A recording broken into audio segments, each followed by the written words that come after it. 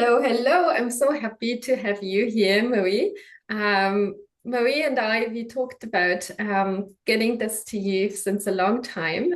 We both live in different places, we both do different things, but we both work with parents and we both are moms and are struggling sometimes with our mom's role with our nannies. And this is what we want to talk today about, how you can actually, as a new mom, as a first-time mom, make the best out of your time with the nanny and build a real partnership with your nanny so that your time with your baby is a more meaningful and nicer time, and you give away some of the struggles and the mental load that you might have. But before that, let's maybe introduce ourselves. Marie, maybe you want to say a few words about yourself, where you're based, and what you do in your life. Sure. Hello, everyone. My name is Marie. I'm in Dubai for 12 years now, and I've been working as a doula for the past 4 years, which means I'm preparing women for birth. I'm supporting them throughout the birth and postpartum as well. So I have a lot of contact points with women, nannies as well, and the way nannies work with, for example, babies. I'm in Dubai. I said this right. And Marie. Yeah, but you also work online, don't you? Yeah, okay, so I'm working online as well. Um, I do actually prepare women online now, and support them throughout their birthing process, them and their partners, so that the birth is still something very beneficial, and they feel actually guided and supported so that they can achieve the birth they really want to have. So this is what I do as well. Yeah, wonderful. I'm really happy to have you because I think I've met so many moms being somewhere around the globe and wondering how to best prepare for birth and how to actually then get back with the little one. My name is Maria. I am originally from Germany, but living currently in France and have been living all over the world in Africa and in Asia. And I am a Montessori educator and training nannies in the Montessori philosophy and in positive education. I've been doing, I think, trainings in over 15 countries with nannies in Western Africa, in Eastern Africa, in the Middle East, and in Southeast Asia. And today we want to talk about the first step with your nanny when you're a new parent or you're an expectant parent. And a lot of moms have been asking me actually, like, when is the best time to get a nanny? Marie, what would you say from your experience as a doula? When should you start interviewing with a nanny? So I think you should do this before you give birth, just because there's always this time where you need to get used to her, and she needs to get used to your family as well, and you can actually see, is this the right fit for us, right?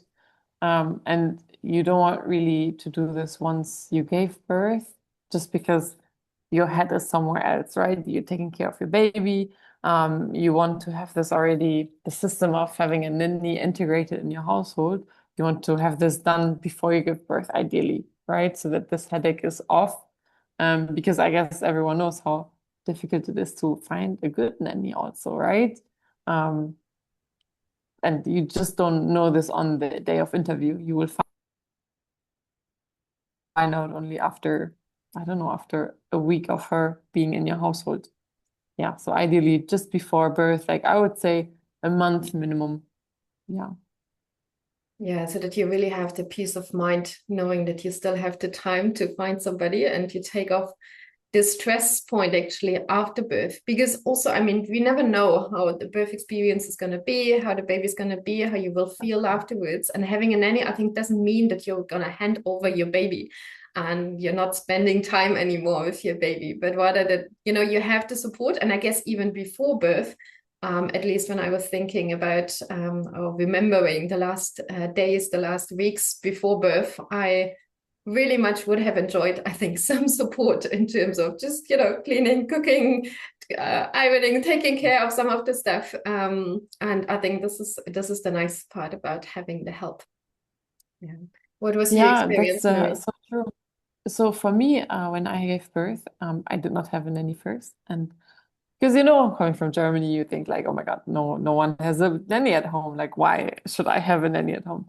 And I have also three big dogs, so for me it was very, very tough. Like I gave birth and I was walking my dogs then, a few days after with my baby in my carrier.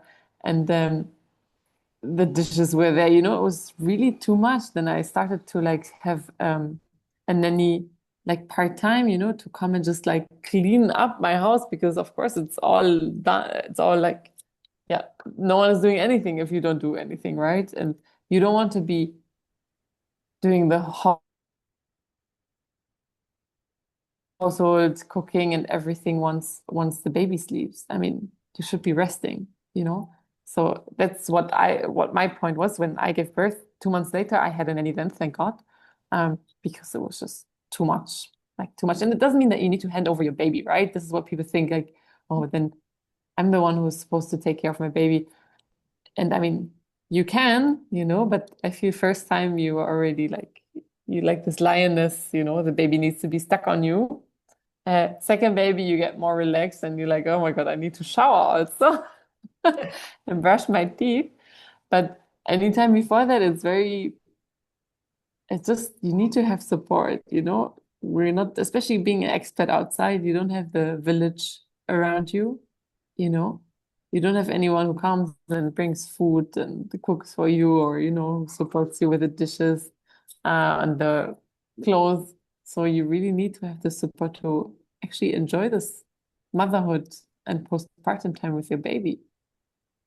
Exactly. And I think this is really the nice thing about having that support. And you mentioned it already. I think a lot of us, yeah, didn't have our moms or mothers-in-law around. Maybe if you're watching this, your situation is different from that. But I think, yeah, this kind of support. And I think what I also realized is that if you get a nanny and you get to know her a little bit beforehand, that's also a great chance just to take the time for her to get you as a family and to get you into like in terms of knowing a bit more about what is important for you, because that's what I see over and again in our nanny trainings, is that parents send their nanny quite late, thinking that for the baby it's not so important because basically it's just feeding and changing diapers and putting them to sleep.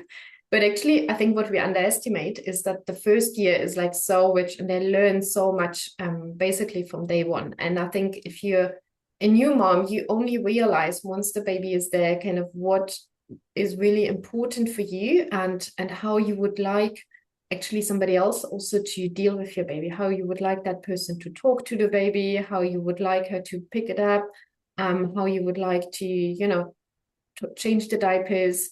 All of that is quite personal and it's quite cultural as well, right? We all have different experiences from that. And this is something that you need to communicate to your nanny. Like, even if a nanny has 20 years of experience, she might not know how you would like to handle these things. Because it's something very personal. Yeah, there's some basics that all of the nannies should know, but then it's very personal, and that provides you actually with the time to really step by step do this handover without having her actually to jump in and being fully responsible for the baby once you go back to work. Yeah. And that's something I realized really when I was still at home and had the nanny coming in, just if it's just for a couple of hours, that's fine too. But then little by little, actually understanding better, like how I am doing with the baby, how I deal with when the baby is crying or when anything else happens. And to be able then to feel confident once the nanny is there and you have to go back to work. Yeah. And that brings us a bit to the question already, Marie, kind of how do we actually manage that transition? What would you say from your experience with the very young babies? And some people have to go back after 2 months, some after 3 months. Some of us have the luxury to stay 6 months or maybe a year at home. In any case, this transition, I remember, was always very difficult. What would be your advice? What is also maybe from the baby's perspective important? Okay, so when you go back to work, I mean, for me, I need to go back after 45 days. Super early, right? Um, and because as you said, it's so personal, um, you really should let the nanny also do the baby handling, yeah? Like if you're planning to pump already, you should be starting to pump. Um, and let the nanny feed a bottle now and then so that the baby, first of all, gets used to your nanny, and also used to the bottle. This is a very big thing for most women where they struggle with, that the baby does not take the bottle, by the way. So this is what you should do after the first month of exclusively breastfeeding. You should start somehow introducing the bottle. And the nanny needs to understand as well how to manage with giving the bottle and putting the baby to sleep at the same time. So for me, this is like being on the, the yoga ball, going up and down. So this is how my nanny did this the first time. Now with this second baby, it's completely different. It's in the baby carrier, no bottle, for example, because she did not take a bottle. So it really varies from baby to baby, and you as a mom knows best how to how to do all those things, right? So you show them from the beginning onwards so that when the day comes of you going back to work, it's not like, oh my God, I'm panicking. In 1 week, I need to go back to work and my nanny did not take care of the baby. Because, we tend to like pull it to the last moment or push it to the last moment. And then we're stuck, like how many times I have women reaching out saying, oh my God, my baby does not take the bottle and in 2 days I need to go back to work. Yeah, so that's why I really start this process from 2 months before, just so that the baby gets really used to the caretaker, and not just to you, so that you avoid this headache for yourself. Yeah. Yeah, that's so important. I still remember, like when with my first baby, that was exactly the situation. I had to go back to work. We got a new nanny in, and I had, I think, 1 week of transition, and it just didn't work. And it was so much stress, kind of, yeah, knowing I had to go back. And then so I always rushed back during the lunch break to breastfeed. And it was very, very stressful just because I wasn't sure. And this is actually the biggest thing I see with parents. You need to fully kind of trust your nanny that she is up to the job, even beyond the 100% if you go back to work.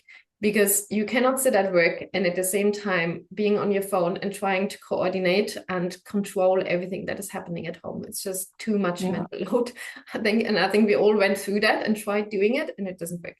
So you need to come kind of to a stage, I think, where you fully trust that whatever happens at home, your nanny will be able to deal with it.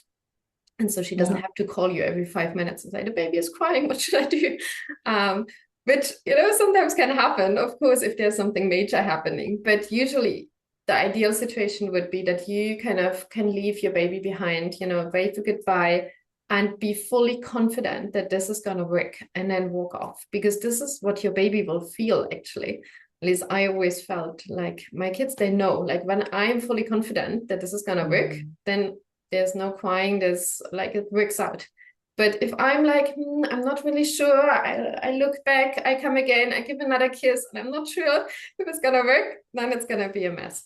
Yeah, so this is really important, what you said, Marie, kind of this transition and having a nanny who exactly knows what to do, who knows how to handle the crying of the baby, who knows how to handle the feeding. What else are the important things, Maria, that you think nanny should know when So, she takes back care of the baby? um, I mean, it's on the age of the baby, right? But how to somehow entertain them a little bit, like with which cards they should, look at, that the baby's not lying down on like hard surfaces all the time, for example. Like I had this case, one of my clients, I saw her baby has a flat head and she's like, no, it's genetics. I'm like, no, this is definitely not genetics, because I saw the new baby having a flat head as well. Like you don't, you don't lift your baby, because if the baby's lying too much, you need to pay attention to those things as well. So, and some nannies are really not good. So they really need to be trained. If your nanny is not up to the standards you would like them to be, you need them to train, you need them to be trained with all the aspects, which are really important, right? So not always laying down or nanny on the phone, for example, very bad example, because the baby sees no reaction when it does any noises, movements, and they pay attention, right? Because this is the only thing they want to see, the person in front of them. And then it's like a blank stare, and this is very, very scary for babies. Yeah. for children in general. What else? For example, if they start crawling and all, should there be any plug lying around, right? Baby-led weaning, very important topic also, how to really feed the baby, what to pay attention to so that the baby does not choke or, suffocate, God forbid. What else? For me, it was always important how to bring my baby to sleep. I think that the rest, somehow will be managed, but the most important thing for me was the sleeping because I don't want the baby to cry too much, Or yeah, by the way, another topic, crying. Because it's not emotionally, it's not your child. I mean, it's not your child. So emotionally, you're not too much attached to this baby. And some nannies are just not too much empathic, I would say, then, So that, for example, for me, no one is allowed to let my kids cry. Like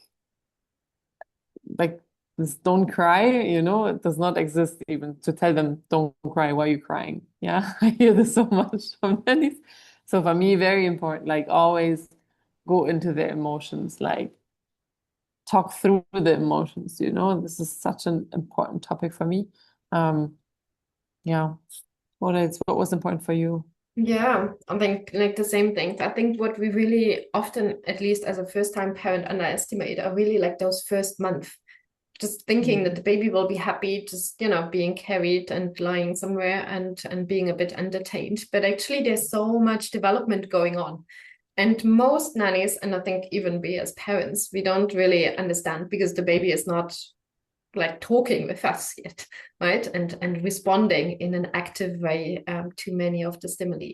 However, from the kind of brain research that has been conducted, the first year is actually the most important year in our lives. This is when we learn like the biggest content, but we'll never ever learn in our lives. So really having a nanny who can support that and who can support the different developmental steps, who can offer kind of age-appropriate activities that support, their exploration, tummy time, neck time, the first movements, the fine motor skills, the visual stimulation. There's so many things that you can do, but you cannot expect your nanny to know all of that if she's not trained, because even we as parents, often we don't know. If we don't read any books on it, if we don't watch the videos on YouTube or Instagram, we would not know. So the same is true for your nanny. Yeah, you need to kind of train her either by yourself or either by whatever training. And we offer this kind of Montessori nanny training that actually teaches them to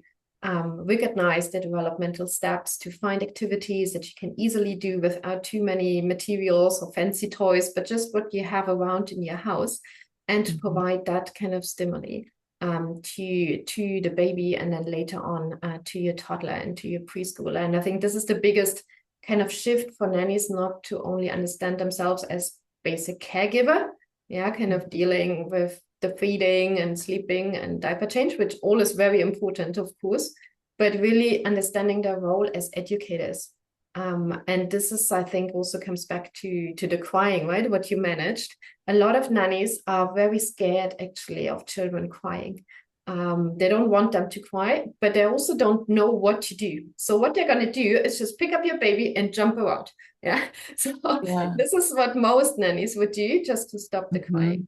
And or very the few phone of even. them, right? And that's not necessarily good even for the babies in terms of their brain development about jumping. So very few would actually go to the baby and kind of talk, in a gentle way. First of all, see, what is happening?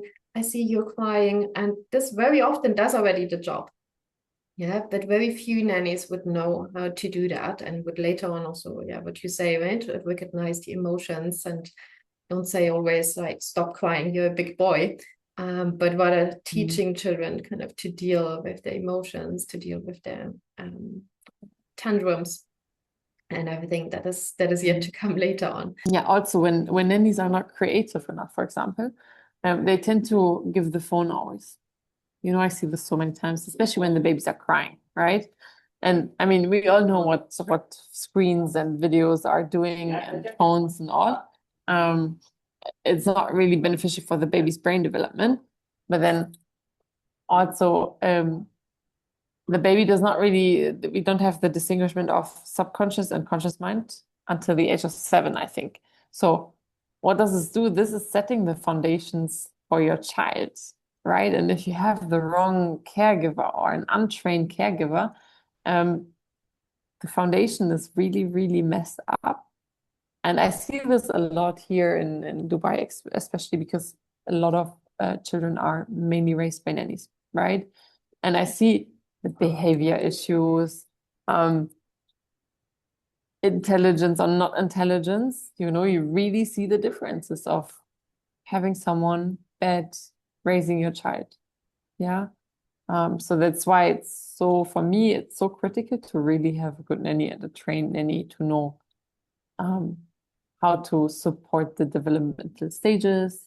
Yeah, especially because their brain is growing so fast, right? They're growing so fast. So we can expect them to learn so much as well. And, if you don't speak to a child properly, for example, if you don't engage with the child and you're just occupied with your phone or with talking to other nannies, that's having a big impact on the development of the baby.